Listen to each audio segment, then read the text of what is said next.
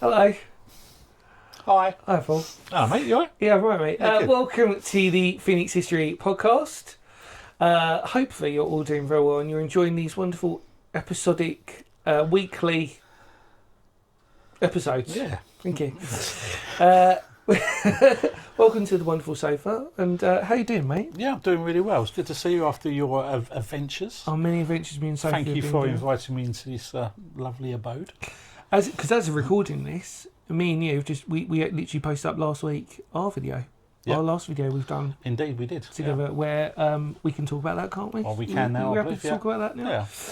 Yeah. So the premise was that we were going to do a couple of things in our familiar for both of us borough of Gravesend area for different reasons. For a place that I used to frequent a lot, Yep. and a place that you grew up. I did. I did grow up in Gravesend. We'll probably discuss your love and everything in a separate episode, so stay tuned for that. But we went out, didn't we? And we'd got a couple of things lined up. One of them, unfortunately, didn't materialise, but that's okay.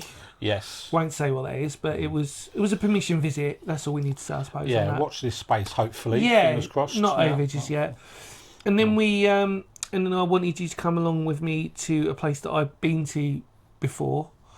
And then I wasn't sure whether I wanted to do a video on it because it was just an abandoned. It was abandoned nursery day centre. Yeah. And then I was like, I came back home and I thought to myself, actually, that could be a really good preface to doing something, talking about a subject that's related to that. That's kind of like something important that a lot of people seem to miss out on when they do stuff. Yeah, exactly. Yeah. So we went out, didn't we? We did.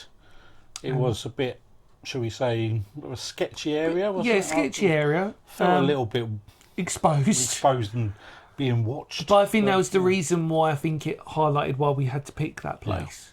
Yeah. So the idea was that if you've not seen it, I'll put a link down below for everybody. We're in the middle of just Northfleet, really, near Ebbsfleet Football Club, isn't it?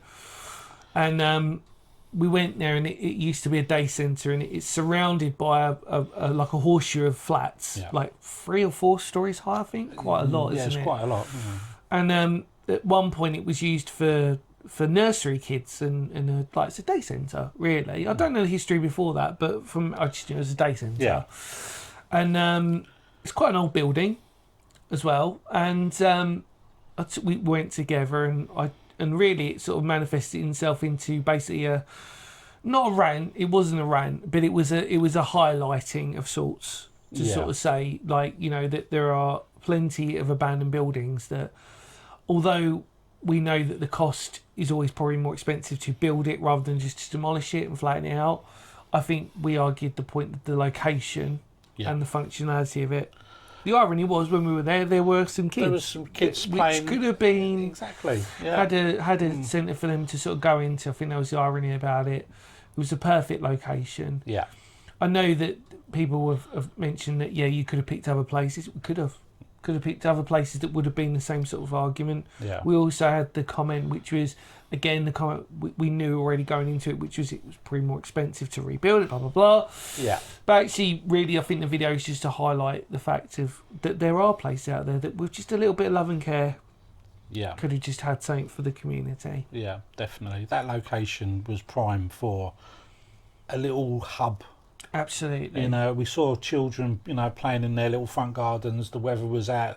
There was a little play area, wasn't there? Yeah, there was the a little field play next area to it, wasn't next it? to it. Yeah, that's right. Yeah, So obviously, if this building was some kind of little hub, even if it was like a little tea room in there, everyone could meet up, and the kids are out the front playing in a safe, environment. Well, I mean, going back to that, actually, you obviously you grew up in Gravesend. Like I said, I'm very, very familiar with it. In fact, my parents, we have a big connection with Gravesend itself, and obviously I do through my music and just friends and exploring, actually. And the amount of change that's going over in that area right now, of demolishing and rebuilding, and that whole area from Ebbsfleet, even Greenhive, that whole area coming all the way down, basically from Blue Water coming down. There's so many new developments that are popping up. And all the old like abandoned stuff that's like tram tunnels and stuff are getting sealed up again, and so it's always that thing that normally is quite common. Yeah. The history or locations get opened up for a short period of time, then they get demolished or they get covered up, and so Rocheville Gardens. Rocheville Gardens, a prime example. Exactly, where you've got the Bear Pit, which is, I think that's still, they've put that back now, haven't they? Or they've put a marker for where there's it is now. There's a kind of monument sort of play area thing there, and then obviously you've got the Henley's air raid shelters behind that, which have always been one of them things. And obviously, I've covered this in my videos, but obviously Paul knows it as well, that area. And obviously the famous Red Lion pub, which I love. Shout out to Terry, the owner. Such a lovely bloke. Managed to go into the pub and do that. So much history I've got around the area.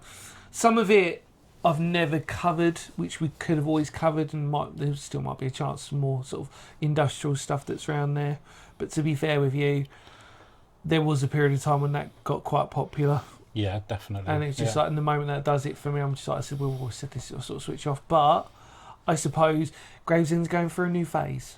Very much so, I believe. And you can argue for the better or worse. That's up to people for debate. But at the end of the day, at least it's progress. Yeah, definitely. Yeah.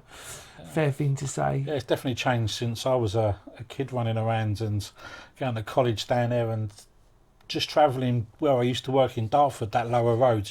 I know it's shut now because of the landslide, but that area, Yeah, because you were saying to me whilst we were there, like like how things have materialised with that and stuff. You got the nightclub on the top of the hill as well. Yeah, and it just seems that every little bit of land is another block of flats, another this, and it's just.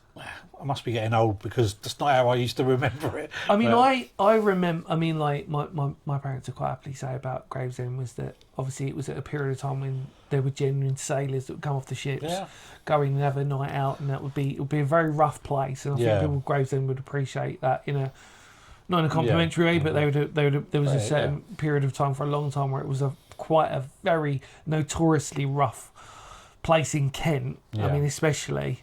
And I think that it had character without question. Yeah, definitely. I mean, like I said, my parents have told me many stories when they used to go out there for nights out, and obviously you have the sailors come in, and you have the military guys go in. It was all a bit like, whoa, wow, this is going off a little bit. But I think it's just a sign of what it is. But I mean, like, I like Gravesend. I've got to admit it. I like it.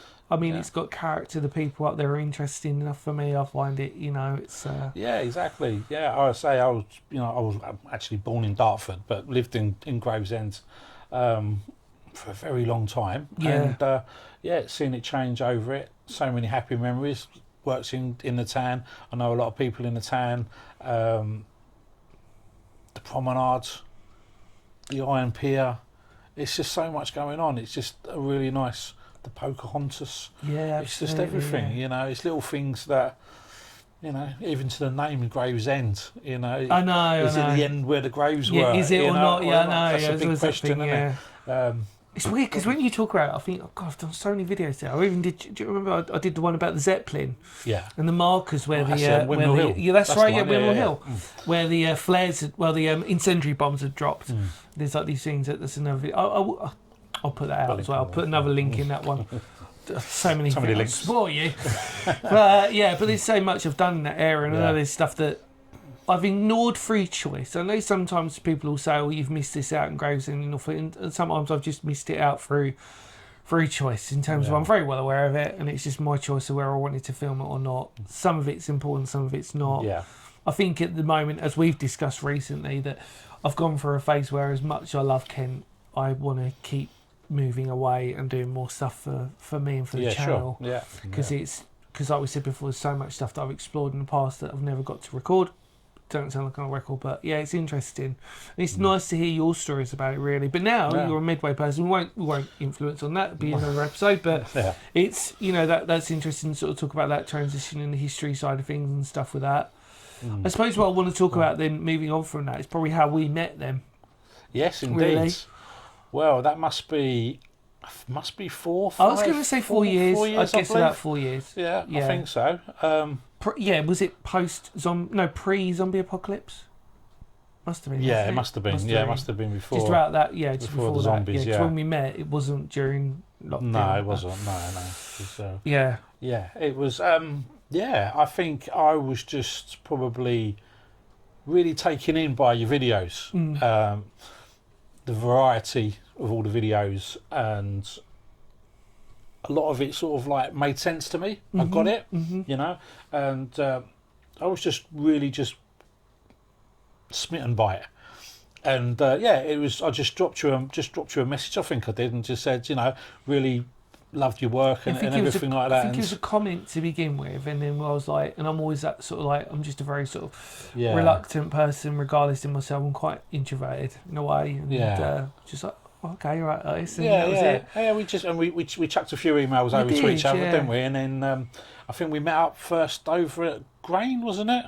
That's right. Yeah, it was. It was Grain. It was Grain. Yeah, how interesting! I completely forgot about that. Yeah, we went for a nice little walk on that. Because I remember the first time you got out of your car. Yeah.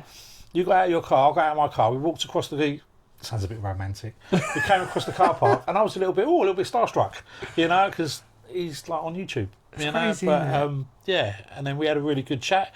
You showed me around parts of Grain that I never knew was there, but never, what did we do? We did do the Grain tunnel. Battery and the tunnels. Yeah, we did. I showed you, and then I even showed you the one that most people forget, which is the other emergency coastal gun battery, which is the mound now. Yeah. But I put it in which was the Grain West battery or whatever it's called from memory. I can't remember now. Sorry, my brain's gone everybody. But there's a hidden.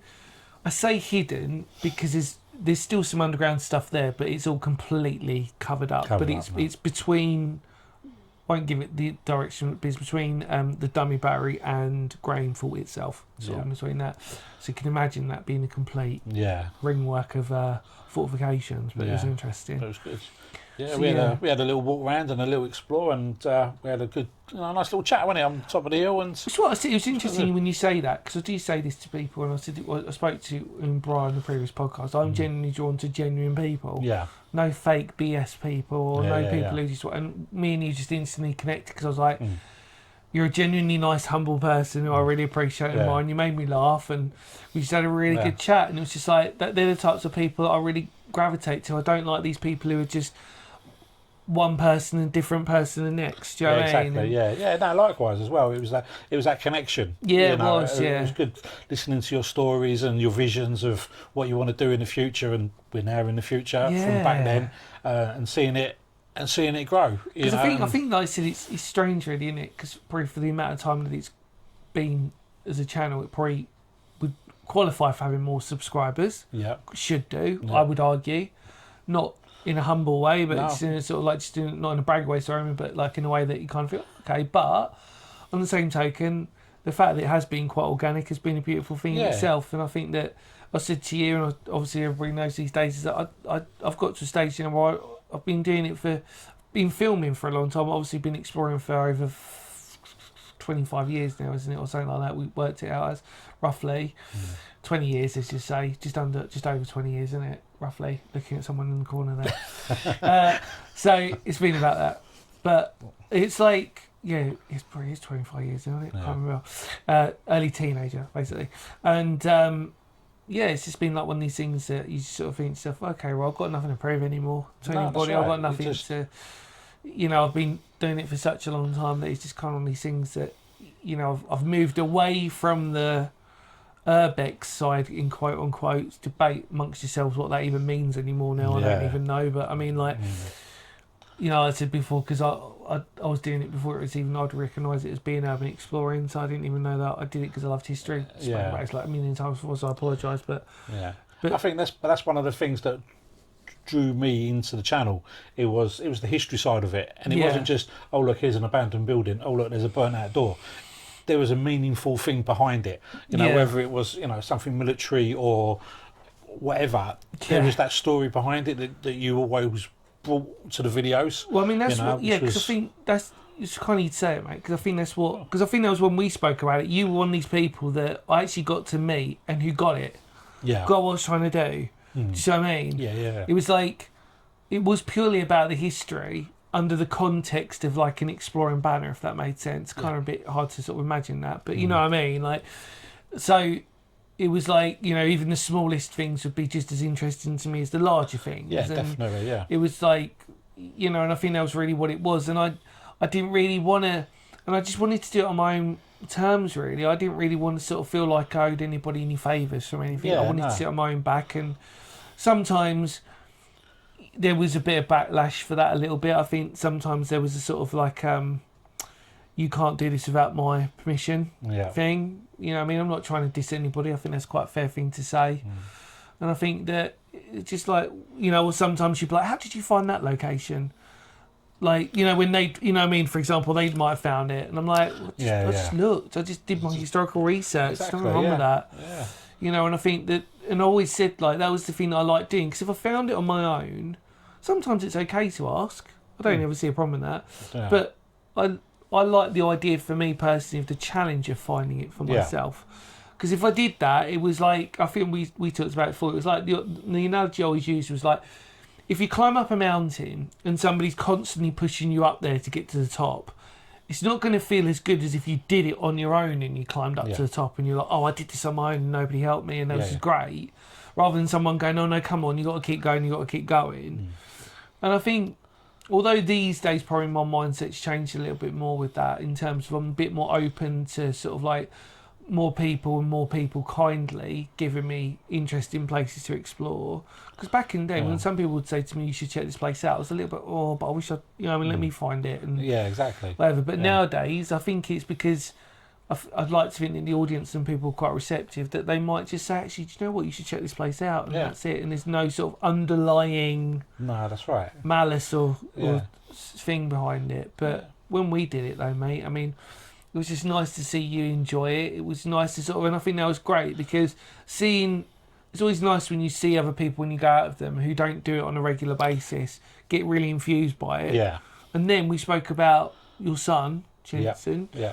And obviously we went out with him, didn't we? We've been out a couple of times with Been Jensen out a couple of now, times with Jensen. Obviously filmed as well, and some we haven't, because we did Grain as well. It's down there back, didn't we? Yeah, that's it. Yeah, he's been down there and everything. Yeah. So I mean, it was nice to see someone of a younger generation really get it. Yeah. You know. Yeah. Jensen wanted to come this evening. That's it. That's his bit of he's really up for it. He likes the outside world, and he's got that little bug for the exploring. Yeah. We done that shaft. Oh, Guildford Shaft. Guildford Shaft. Yeah. And he was the first one up the stairs. Yeah, it's true. With a torch. Yeah, you know, all right, maybe a bit of bad parenting there, but he was off. He was our leader. Yeah, wasn't he? I think that was it. I think that was really nice about that, and to see him so infused by that. Yeah. Obviously, when we did the military caves around the corner as well, the Oh, ones, that was good. he loved that. And the musket battery, the underground musket section, rifle section. That's it. And then there was that pillbox on the St quad, Martin's battery. Quad, yeah. And he reenacted what the soldier That's would right, do through the really slip, did. didn't he? So, and he's always asking me when when we're going out exploring and when is he allowed to come with us. Of course. And I think we've got a few things hopefully lined up We in have. the summer. We read it. We've got They some. can come along. We've got some classic ones. Let's just say that I think we're going to do, but Yeah. we'll hopefully by that point we'll have some really unusual ones as well. Hopefully Exactly. We'll get them out and we might have a different angle of yes, viewing it's as a well. very good point, mate. Yeah, that's a very good point to mention, Yes. actually. Yeah, we're slowly getting there. We won't mention too much on So that, but I much, think no. you might know, or in some of them might get a know. clue. But I mean, I think it was nice actually when you do bring your son, because it's nice when I see like a younger generation really get into it. Yeah. And you just sort of see that what I would see when I used to go out going, oh wow, this is really good, you know. Yeah. And I think they see it as being really cool. They see it as like something that's good. And when I always say like the word cool, I always put like a little like blinker with that in terms of cool, but being safe and being respectful and doing whatever. Do you know what I mean? There's got to be you know. We were talking about a certain place that will be out recently, and I remember saying in the video, which hasn't been edited yet, that I said the word cool about a few times, and I realised actually this is probably not the ideal place to say this is cool. Does that make sense? Because it was so dangerous. And maybe underground and maybe quite big. Won't say too much about that. There might be the bats in there as well, but let's not talk about either. But the point was, I was very conscious of saying the word cool quite a lot. under my breath because it's a natural language thing. Yeah. But also saying, but if I'm saying that, that means I'm having too much of a good time. And you'll make, do you know what I mean? It's almost the wrong kind of encouragement. Exactly. Whereas like, yeah, cool, but under respect, that this is still dangerous and you should, only fools should, you know, do whatever. So it's like, yeah. But we get on the train up to London and Jensen's out the window. Oh, Bill Box, you know, and he's rattling them all off and everything. He's got his own little check sheet of ticking them off. So it's really good. So you know, we brought someone else, as you say. This is it. The younger generation, and obviously he's only young. He doesn't know all the history.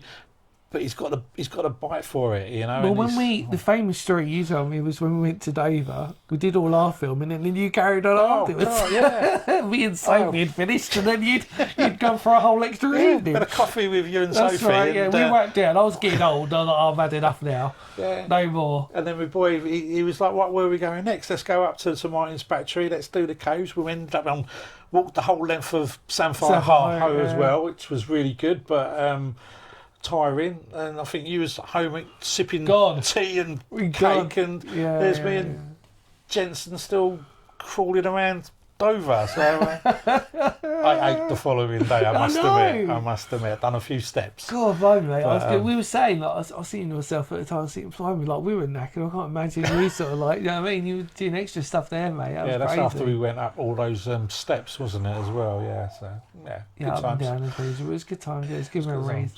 I think that's the thing, innit? It's like we're so, I suppose in essence, we're quite a sporting Kent for the amount of locations that we do Very anyway. much so. Yeah. There's so much stuff that will still be out there, and that we can still sort of do on a local level before we've even, you know, gone even further to do more stuff. Yeah. But I mean, it's a nice sort of feeling that we can still sort of do that, and there's so much stuff to record.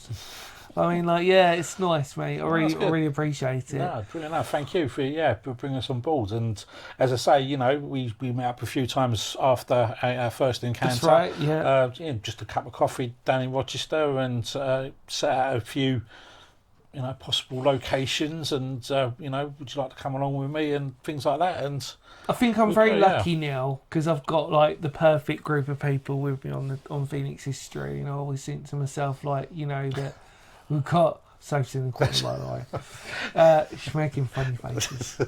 But yeah, we've got but like we're very fortunate that I've got a really fantastic team, and it means that it's okay for me to still go out on my own, but I know that I've got you and I've got Sophie, and that we can individually get together, and we've got a wonderful little WhatsApp group chat now as well. It's all official, so we've got we're always good. We're always good for that. We like a good laugh on that. But it's like, it's just basically when the stars align, when we do get together, we make the most of it. And I think that's what it's about, isn't it, mate? Yeah, we've had a good crack, haven't we, on a couple of locations. But as a recording this, definitely this summer.